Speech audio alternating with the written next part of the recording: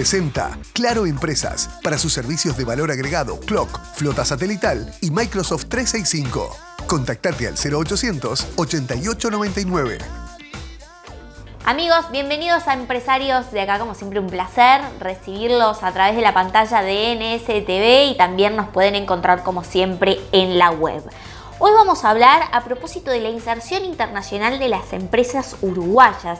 ¿Qué sectores pueden y deben rendir más en el exterior y cuál es el estado de situación?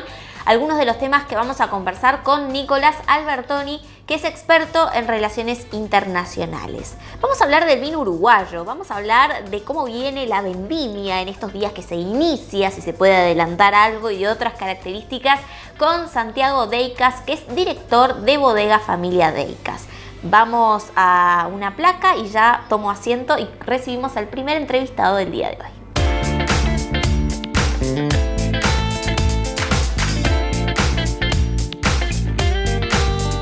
Bien, como lo anunciábamos, vamos a recibir a Nicolás Albertoni, que es experto en relaciones internacionales. En realidad el título es mucho más largo, pero lo abrevié. Nicolás, muchas gracias por estar aquí. Un gusto estar contigo, Tatiana, y poder conversar de estos temas. Teníamos pendiente hace tiempo poder conversar. Hace tiempo. El COVID nos puso un stop, pero ahora está bien, estamos. Nicolás, así que aquí estamos. Bueno, Nicolás...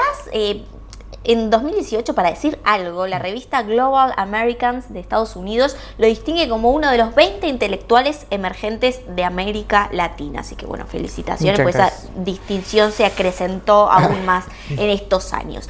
Como lo anunciamos, bueno, la idea es hablar un poco de temas que tú estás estudiando hace mucho tiempo, de cómo viene la inserción de las empresas uruguayas en el mundo. Y allí yo te voy a pedir una pregunta, te voy a hacer una pregunta muy amplia que después vamos a ir acotando, pero ¿cómo está la inserción de las empresas uruguayas en el mundo? Sí, la verdad que en general la empresa uruguaya siempre ha tenido una muy buena reputación a nivel internacional cuando sale hacia afuera, eso lo sabemos a veces por marca país, si se quiere. Resulta bien, es un empresario, como sabemos, que se la sabe revolver, vamos a decir, en el mundo internacional. Lo que sí a veces cuesta, y es un poco la bajada en la política pública de estas cosas, es bueno, con qué preferencias entran los empresarios, porque uno puede llevar un buen producto, muchas ganas, pero al final del día, si cuando llego a destino tengo bajas preferencias, dicho de forma muy práctica, es tener aranceles altos, ¿no? Es decir, tenés un arancel de entrada que cuesta mucho al llegar, bueno, seguramente podremos ser menos competitivos que otros mercados que sí tienen un arancel. Es algo bastante intuitivo. Entonces yo creo que ahí, Tatiana, se ha dado una dicotomía entre un empresariado pujante, un empresariado que en términos generales ve la internacionalización como parte de su ciclo de vida, por un tema natural de mercado pequeño de Uruguay, pero que al final del día esa bajada a tierra, te reitero, de la inserción un poco más macro, por eso estos debates a veces vistos un poquito más general desde la economía, desde las relaciones internacionales, es importante seguir dándolo, porque al final del día no es solo lo que el empresario pueda y el producto pueda, sino también lo que desde el punto de vista de la política pública se puede hacer. Y ahí terminamos en ese callejón al cual cuando hablamos de estos temas siempre concluimos, que es tener una mayor red de acuerdos comerciales, ¿no? Y esto no es Mercosur sí, Mercosur no, pero por lo menos saldar esos debates, ¿no? Es decir, ahora vemos, y por lo menos de mi parte con muy buenos ojos, el gobierno queriendo dar ese impulso a la inserción, pero hoy no es solamente los TLC propiamente, hay un mundo de acuerdos y formas de ese mundo del empresario y de las empresas intangibles, ¿no? El mundo de los servicios, de los productos y visión intangible como son los servicios, que también hay mucho para hacer, ¿no? Es decir, por ejemplo, aquel debate viejo sobre el TISA, ¿te acordás? Sí, de Uruguay, sí. ¿no? Entonces, contestando bien específico, yo creo que sí hay una empresa pujante que ve la internacionalización como un paso importante, pero falta todavía esa interconexión de generar más herramientas al empresario que sale con su maletita a vender, ¿no? Cuando allí hablamos de empresas, a veces nos imaginamos de grandes empresas multinacionales y de grandes colocaciones, pero no es tan así porque, bueno, la mayoría de las empresas en Uruguay en realidad son pymes, por su nivel de facturación anual, y un poco allí como observas los sectores, ¿no? Y las empresas en el exterior, digo, ¿hay algo allí que tú has estudiado que puedas mencionar? Sí, en términos generales, un dato interesante, por ejemplo, que el sector industrial uruguayo que históricamente y hecho, por ejemplo, en el mundo, tiende a ser bastante más proteccionista, ¿no? Es decir, en el caso de Uruguay se muestra, por lo menos en lo que es la economía política, se le llama, ¿no? La visión del tema, en una visión bastante aperturista, ¿no? En términos generales. Uno ve en encuestas, en conversaciones, en análisis más cualitativos. Bueno, vemos un sector que, de nuevo, se caracteriza en el mundo a veces por ser proteccionista, en el caso de Brasil y otros países cercanos, y en el caso de Uruguay, ahí hay una fuente de oportunidad de un sector que, por lo menos, tiene una noción racional, vamos a decir, de los beneficios de la apertura. Ahí hay un dato que me parece interesante de lo general. Como tú decías, esa dicotomía de empresas y pequeñas y grandes, es decir, por ejemplo, en estos últimos años ha oscilado en un promedio de 1.200 empresas en Uruguay que tienen una actividad exportadora, que algo han exportado al exterior. Puede ser un mes, pero es decir, vemos que no es masivo, vamos a decir, a veces vemos la exportación en Uruguay, pero hay un número concentrado. Y de hecho un número más pequeño de ella, que se reduce a menos de 500, es que tiene una exportación consolidada, ¿no? en el correr del tiempo, cuando vemos en bloques anuales, ¿no? Pero después hay un gran número de empresas que uno ve que la exportación es algo más ad hoc, ¿no? Es decir, de concreto, que se dio una oportunidad, pero no tiene una actividad exportadora consolidada. Yo creo que sobre ese tipo de empresas, mañanas de la política pública, vamos a decir, es donde se podría trabajar y colaborar. Es decir, bueno, usted que tiene esa pizquita, ese llamado a la exportación, ¿cómo hacemos que eso se transforme en una actividad concreta? Por ejemplo, hacía una encuesta para un trabajo, esto ya tiene año y medio, pero era interesante ver que con esto de la pandemia, viste que pasa el tiempo, sí. Pero sí, en un año y medio, más o menos la actividad empresarial y en general es parecido en términos de los números generales. Y una actividad, cuando hacíamos, era un 30-40% de la actividad exportadora del país, pero cerca de un 70% de las empresas exportadoras, bastante consolidadas, que exportábamos, que encuestábamos, tenía, por ejemplo, un departamento de comercio exterior específico para la exportación y el comercio internacional, que a veces, ojo, que es mucho de importación también, porque hay que traer productos para justamente terminar un producto final y reexportarlo. Un insumo, efectivamente. Pero es interesante ver que tampoco era... Uno esperaría que un 100%, estamos hablando de empresas exportadoras consolidadas, y era, como te dije, oscilaba un 70 y tanto por ciento de las empresas con un departamento de comercio exterior, obviamente un número alto, importante, pero yo creo que sobre ese punto, en esa transición de la pyme y concretamente más de la pequeña y microempresa que vaya hacia en Uruguay, nace con una visión a veces internacional, porque sabe que el mercado tarde o temprano puede quedar chico, yo creo que hay todavía un debe del diálogo público-privado. Un macheo. Totalmente decir, bueno, ¿qué está necesitando usted? Falta capacitación, quizás. Puede ser, yo creo que sí. Y te diría que eso se incrementa bastante más cuando uno recorre el interior, ¿no? Y ve en el interior hay empresas, y concretamente de servicios, ¿no? Me ha pasado, por ejemplo, recorriendo el norte y trabajando más en el norte del país, que hay claramente una visión pujante, hay claramente empresas, por ejemplo, en servicios profesionales que tienen un ímpetu a poder salir, y a veces falta ese giro de decir, bueno, tarde o temprano, yo creo que Uruguay 21 lo está haciendo muy bien, y hay otros organismos hoy en el país que lo están haciendo, pero sí de capacitar, tal cual tú decías, a dar ese giro, ¿no? El leverage, como dicen los gringos, de, bueno, tratar de solamente una intención a que pase a ser una política empresarial la actividad exportadora. Más allá de la capacitación, ¿no? ¿Qué sectores falta, digamos, involucrar un poco más en esa dinámica? Yo creo que, mira, en términos, primero hay un factor que esto es más un debate más viejo en el país, que trasciende los sectores, pero la visión del valor agregado en el producto, yo creo que sigue siendo un debe.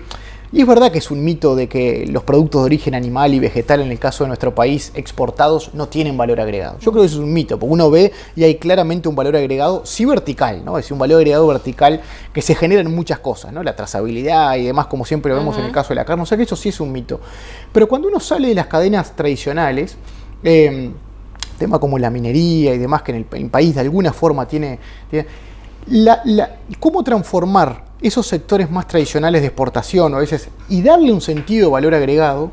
Yo creo que eso también es culturizar, que es a veces lo que hemos hablado contigo, a veces fuera de cámara y charlado, decir, que es culturizar sobre estas cosas, ¿no? Decir, bueno, ¿cuál es el factor del valor agregado? No es solamente sumarle valor porque sí, es justamente para depender menos, a veces, en las oscilaciones de precios internacionales. Claro. Algo que se entiende en lo básico, es decir, el commodity, a diferencia de productos que tienen mayor valor agregado, tiene más espalda cuando mañana sube o baja el petróleo por una guerra que puede empezar en cualquier momento en la frontera de Ucrania, ¿no? Entonces, Hoy el mundo está tan interconectado que genera efectos directos en factores que a veces ni nos imaginábamos, ¿no? Entonces, ese factor, el valor agregado, yo creo que trasciende los sectores. Y después otro sector bien concreto, en términos bien generales, es el de los servicios.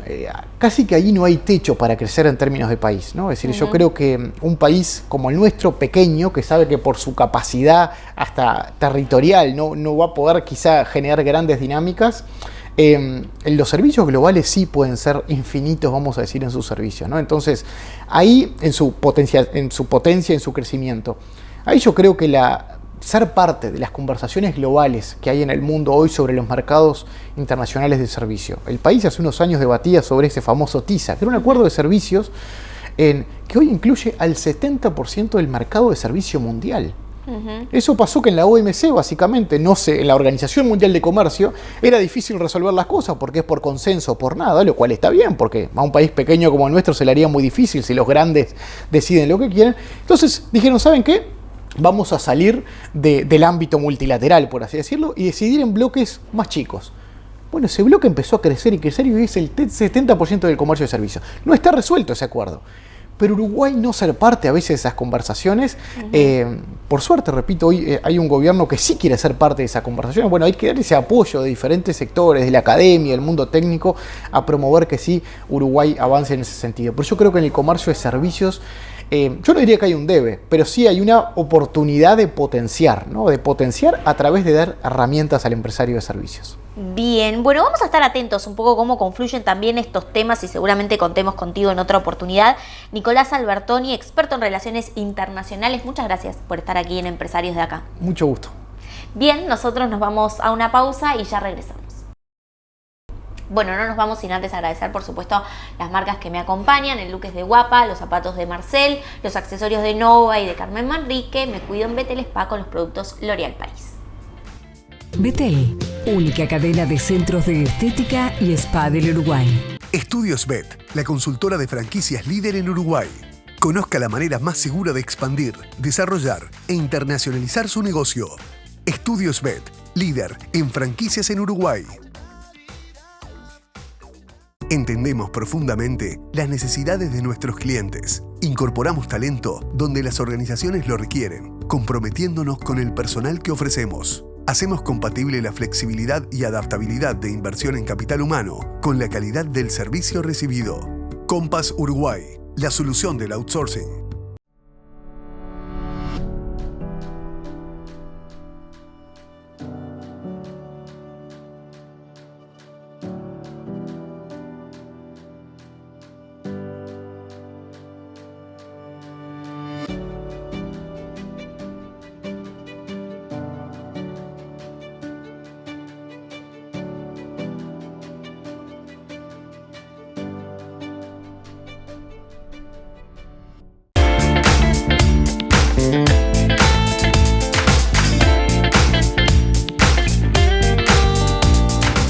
¿Tiempo para lavar en tu casa? Lavandería Box. Además de lavandería, planchado y tintorería.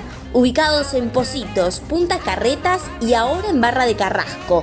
De lunes a sábado de 8 a 20 horas. Pueden recoger tu ropa y te la devuelven lavada. Para retiros y envíos a través de lavanderiabox.com o al 099-091-225. Box, tu servicio de lavandería.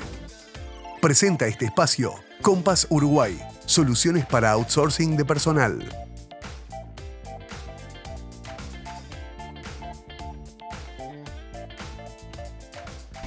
Segundo bloque de Empresarios de Acá, y como lo anunciábamos, vamos a recibir a Santiago Deicas, que es director de la bodega Deicas. Bueno, Santiago, muchas gracias por estar aquí en Empresarios de Acá. Bueno, muchas gracias, el placer es mío. Bueno, Santiago, a propósito, tercera generación, ¿no? De la bodega Deicas. ¿Cuándo se fundó?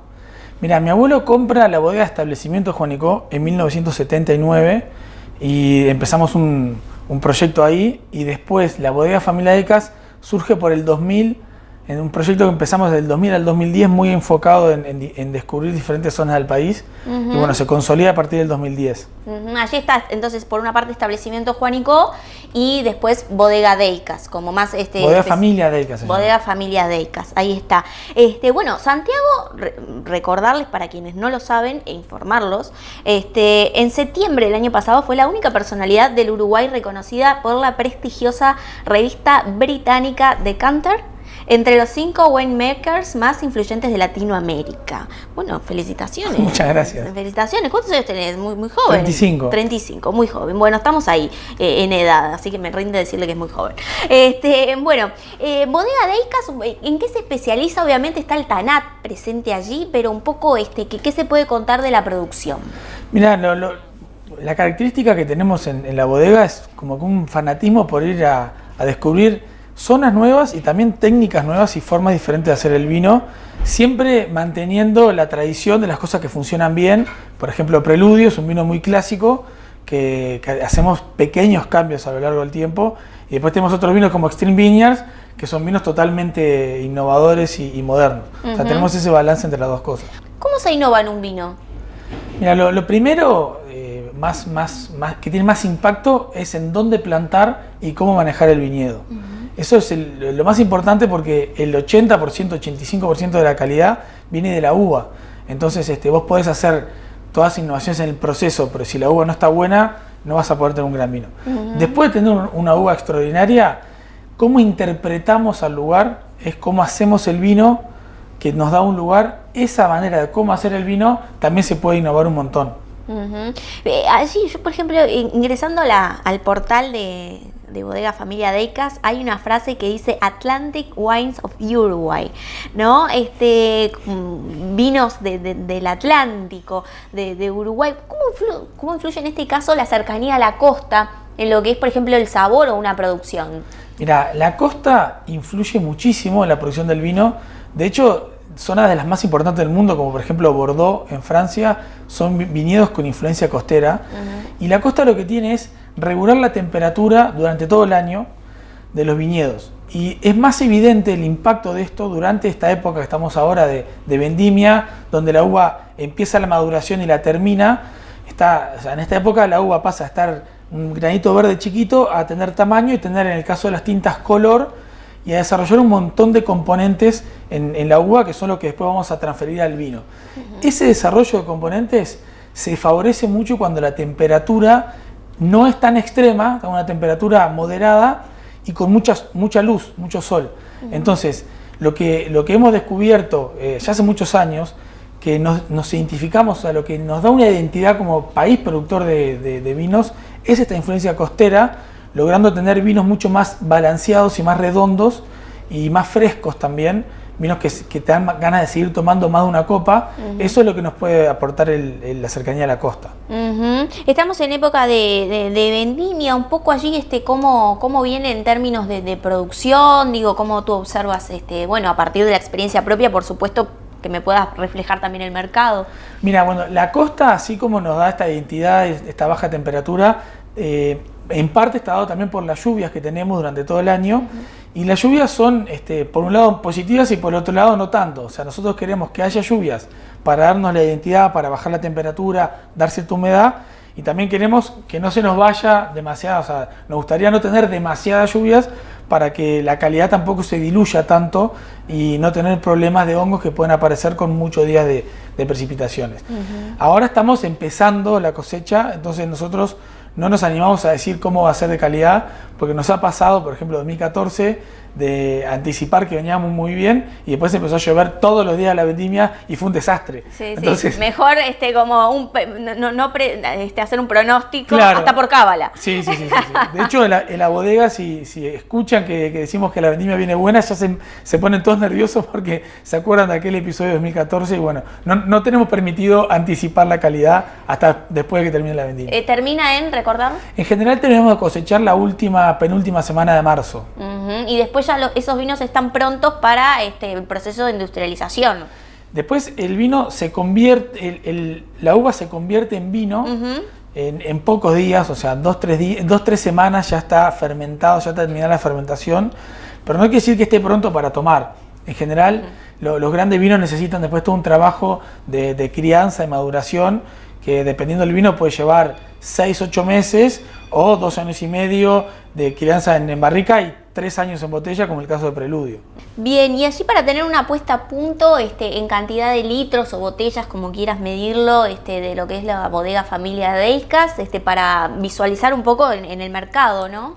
¿En la producción? Sí. Mira, la producción nuestra es una producción de baja escala, digamos, estamos hablando de 200.000 botellas por año, que a nivel de lo que pasa en Argentina o en Chile es muy, muy pequeña.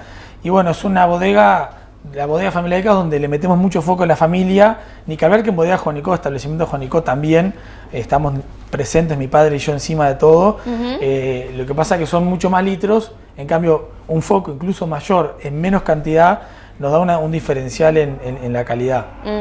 Bien, y allí un poco en la que es, ya vamos a hablar un poco también de lo que son mercados, ¿no? De cómo se ve el vino uruguayo en el mundo, lo dejamos para el próximo bloque, pero en hacer mención, me parece importante a lo que es la presencia en el mercado local, ¿no?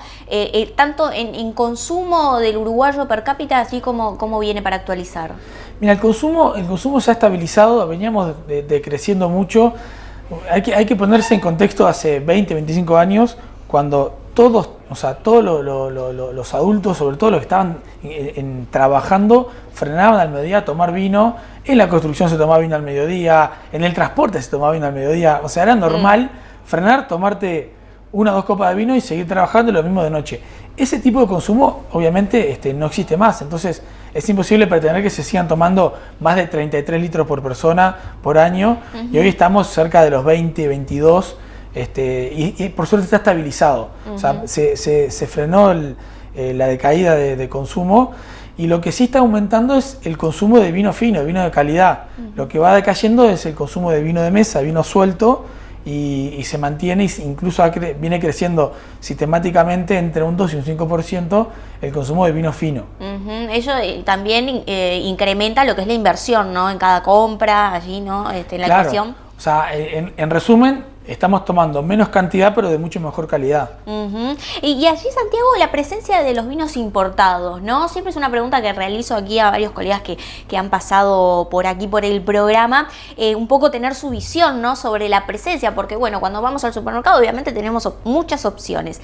Muchas veces las importadas a un precio muchísimo menor que las nacionales, lo cual no significa nada en términos de calidad, al menos lo que yo considero, pero ¿tú qué puedes decir allí, ¿no? En términos de competencia, un poco cómo lo ven? Bueno, en cuanto a cantidad de vino, cantidad de bodegas exportadoras y consumo, es alto el importado. Para un país productor, como somos nosotros, que se esté consumiendo casi la mitad, en vinos finos, casi la mitad de vino importado, es muchísimo, principalmente de Argentina y un poco de Chile también. Pero para que tengas una idea de número, ¿no? En Uruguay hay 180 bodegas productoras. De Argentina, solamente de Argentina se están importando casi la misma cantidad de bodegas. O sea, es bastante llamativo la cantidad de bodegas que exportan Uruguay solamente de Argentina. De Chile también exportan no tanta cantidad de bodegas, pero es un mercado y también es un consumidor que le gusta tomar vinos de otras zonas, principalmente Argentina y Chile, y bueno, o sea, es un mercado que está muy abierto a eso. No pasa lo mismo en Argentina y en Chile. O sea, en Argentina se consume casi que exclusivamente vino argentino, y algo parecido pasa en Chile. Como que en ese sentido estamos un poco en desventaja comparado con los demás países productores, pero bueno, tenemos una filosofía como país estar un poco más abiertos. Nosotros tratamos de exportar a Argentina y es un lío. O sea, lo poco que logramos exportar se consume muy bien. O sea, el consumidor en Argentina está muy interesado en probar los vinos nuestros, y de hecho nos va muy bien, sobre todo con los vinos más caros. Pero el tema es que conseguir permiso de importación, los dólares y todo eso, hay trabas sobre trabas. Lográs mandar el vino y se tranca ya 6 meses, 9 meses. Entonces como que hay unas trancas que van más allá de los acuerdos de Mercosur, que también es bastante difícil para el intercambio entre Uruguay y Argentina. Allí hay desigualdad, digamos, de condiciones, ¿no? En este caso, por ejemplo, por lo que tú decís. Y fíjate, deben de estar exportando a Uruguay más de 150 bodegas, y exportando de Uruguay a Argentina debemos ser 10, y exportando, o sea, con suerte logrando mandar algunas cajas cuando logramos permisos. O sea, creo que en ese sentido está bastante desigual la situación con nuestro vecino, ¿no? ¿Allí entiendes que hay alguna medida o algún tipo de política que se podría aplicar y no se está haciendo, digo, como para mejorar un poco este comercio? Ahí me pierdo porque es más como que en Argentina es todo complicado conseguir permisos para importar y no te lo dejan por esto y por aquello y todo como que se atrasa. Entonces ahí no tengo muy claro cómo sería la movida. Bien, bueno, pero sin duda es bueno saberlo para saber un poco también cómo está plantado el intercambio de los vinos uruguayos, ¿no? Ya vamos a hablar un poquitito más a propósito de esto en el próximo bloque. El diálogo es con Santiago Deicas, que es director de Bodega Deicas. Bueno, te quedas para el próximo bloque, ¿no? Sí, Bueno, además claro. vamos a probar algo por acá. Así que vamos a la pausa y enseguida regresamos. Álamo, inmuebles logísticos e industriales. Somos el escritorio líder en la comercialización de predios logísticos e industriales de Uruguay. Más de 1 millón de metros cuadrados comercializados. Contáctenos al 092-391-927, al 2708-1288 o visite nuestra web alamologística.uy. Álamo, inmuebles logísticos e industriales. Carley Andrioli, contadores públicos, firma miembro independiente de Geneva Group International. Brinda servicios de asesoramiento contable, tributario, auditoría y consultoría. Más de 20 años de experiencia en due diligence, proyectos de inversión, creación y evaluación de empresas, entre otros. Carley Andrioli, presentes en Empresarios de Acá.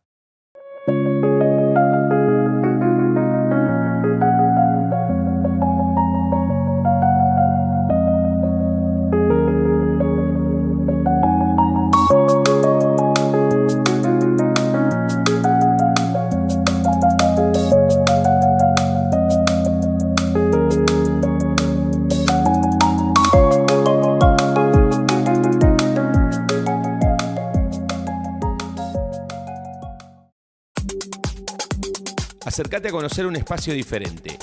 Urban Cat. Peluquería unisex. Te esperamos todos los días en el subsuelo del nuevo Centro Shopping.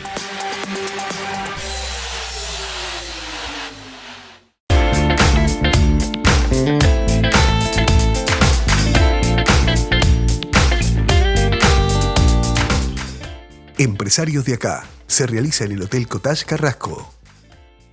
Tercer y último bloque de Empresarios de Acá, como siempre agradecer a Samsung por toda la tecnología que nos provee para este programa. Estamos en diálogo con Santiago Deicas, que es director de Bodega Deicas, y a propósito, hablando de lo que era inserción internacional, de la presencia de los vinos en otros países, allí más allá hablamos como de zona Mercosur, un poco qué se puede decir de otras bloques, ¿no? Por ejemplo, Unión Europea, Estados Unidos. Mira, estamos teniendo una atracción impresionante. O sea, buscan los vinos de Uruguay de una manera que yo no había visto antes. Yo viajo por los vinos desde que tengo 14 años. O sea, imagínate que hace muchos años que vengo recorriendo ferias de vinos y acompañando a mi padre en giras para representar el país. Y siempre había cierto interés sobre nuestros vinos, pero nunca tan intenso como ahora. Creo que hay varios factores. Uno, que realmente estamos haciendo una calidad que está siendo reconocida, y me parece que también hay un tema de moda, del estilo de vino que se valora hoy, que eso es que tenemos suerte, porque hoy se están buscando en el mundo del vino vinos que sean balanceados, vinos que hablen de un lugar, que sean diferentes entre sí, vinos que tengan buena frescura, que tengan buenos taninos, que los taninos es lo que da la estructura, que tengan cierta estructura, que tengan buena acidez natural, que tengan aromas frescos, y eso es lo que puede producir Uruguay. Que hace 20 años se valoraba más los vinos que eran muy potentes en cuanto a la dulzura, que no tuvieran astringencia, no tuvieran taninos y que fueran más dulces. O sea, en sensaciones, no de azúcar, sino sensación de vino dulce. Eso nos costaba mucho hacer, entonces como que nos esforzábamos mucho, pero no lográbamos lo que puede lograr, yo que sé, un Malbec argentino, un Cabernet de California o un Gran Vino de Australia. Eso nos costaba. Nosotros somos más parecidos a lo que se puede hacer en Francia, en Italia, en España, que se está volviendo a posicionar como el estilo de vino que hoy se valora más. Y allí un poco lo que es presencia de mercados, se puede valorar mejores acuerdos, allí que entiendes que está sucediendo y que podría mejorar. Bueno, en el Mercosur, quieras o no, tenemos a Brasil, que es el principal el destino para las bodegas de Uruguay, casi la mitad del vino se exporta para Brasil. Después, nosotros jugamos en desventaja con varios en China, con Australia, con Chile. Ellos tienen mucho mejor posicionamiento que nosotros en cuanto a los impuestos, y ahí creo que hay una oportunidad enorme, porque realmente haríamos una diferencia con otros países si llega a salir el tratado, porque es un mercado muy interesante que nos está prestando atención y estamos empezando a crecer ahí.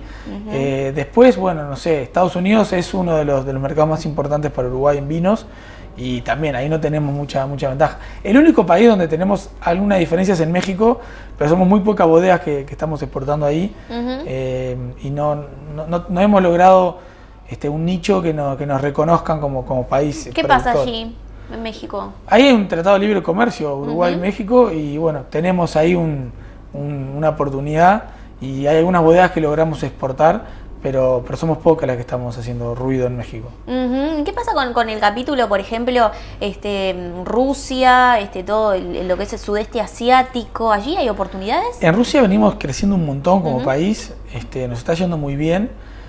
Todavía sigue siendo vinos de nivel medio a entrada de gama.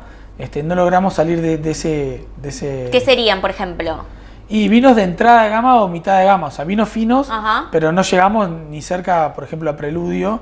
Por más que lo exportamos ahí, no es un consumo que sea tan atractivo. Pero no deja de ser importante, porque va creciendo la cantidad de litros exportados y se va generando la categoría Uruguay, que eso es lo que más nos cuesta en el mundo, generar categoría como país. Que vos vayas a un supermercado y la góndola, yo qué sé, Australia, Estados Unidos, Chile, Argentina y Uruguay.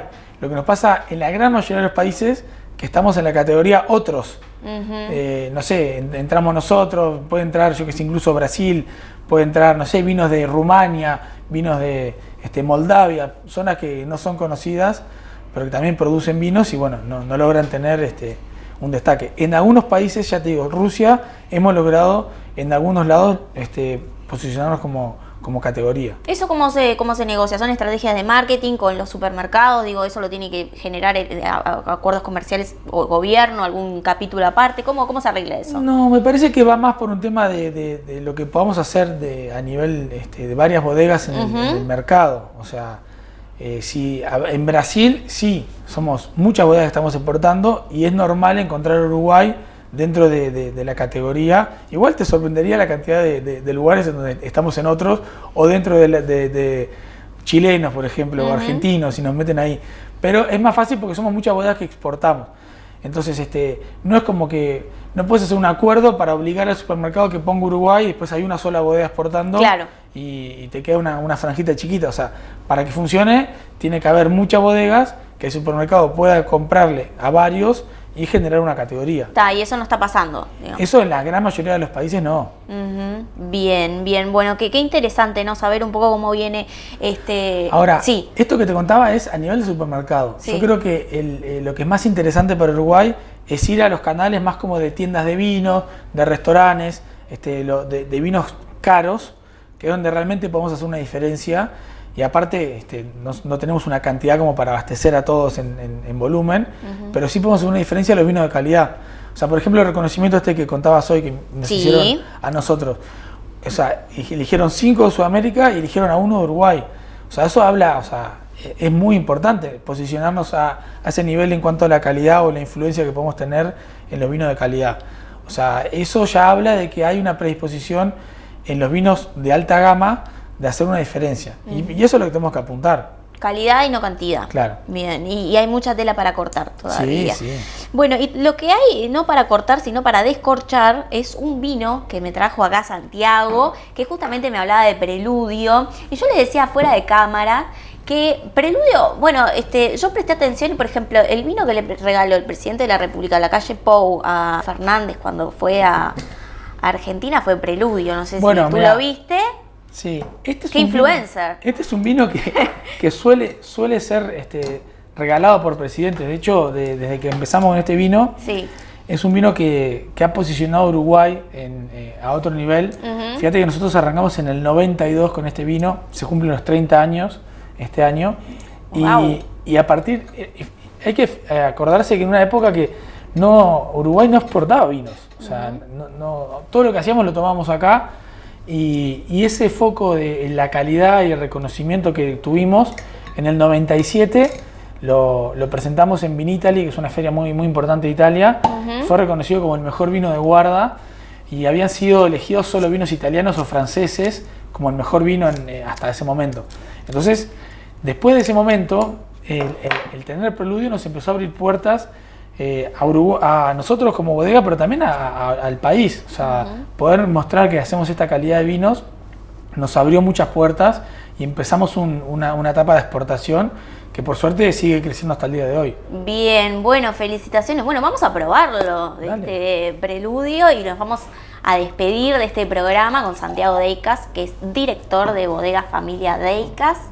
¿Algo para decir en cuanto al sabor, las notas? Sí, lo que hablábamos hoy en el bloque anterior. Disculpa que te moleste, tiene una partitura de fondo. Sí, porque tiene que ver con el preludio, la parte artística y bueno, la filosofía del preludio es como lo que antecede la obra maestra. Y por más que era el mejor vino por lejos que estábamos haciendo, también va con la filosofía de la familia de hacer la más alta calidad, incluso la que no somos capaces de imaginar hoy. Entonces, bueno, lo que contábamos hoy de la influencia de la costa, en esto donde más se evidencia, porque para lograr vinos que mejoren la calidad en el tiempo, tenés que tener unas condiciones de terroir, que es el suelo, el clima, la variedad y la mano del hombre. Toda esa combinación, el clima es lo que más influye en la costa, logra estos vinos de guarda que mejoran el tiempo. Y nosotros tenemos este vino, que es de los pocos vinos en el mundo que realmente logran que el mercado le reconozca un valor a las cosechas antiguas. O sea, este es un vino que una cosecha del 92 sobrepasa los $1.500 en el mercado, una botella. O sea, eso es una locura. O sea, poder tener un vino uruguayo que alcance ese reconocimiento internacional, la verdad que nosotros todavía no lo logramos entender. No, felicitaciones. Bueno, hasta acá siento el aroma, vamos a probarlo. Bueno, yo antes me despido, ¿no? Con el sorbo va después, así que muchas gracias por habernos acompañado, muchas gracias por haber estado aquí, por el vino. Nosotros lo vamos a terminar después del programa, los espero el próximo viernes a las 21 y a ti en otra oportunidad, por supuesto. Bueno, salud. Salud, muchas gracias.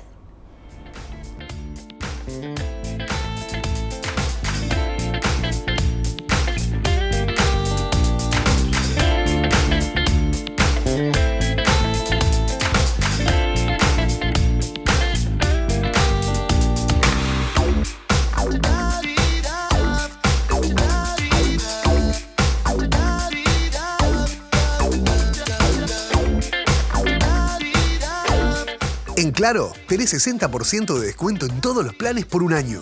Pasate a pagar menos. Pasate a Claro.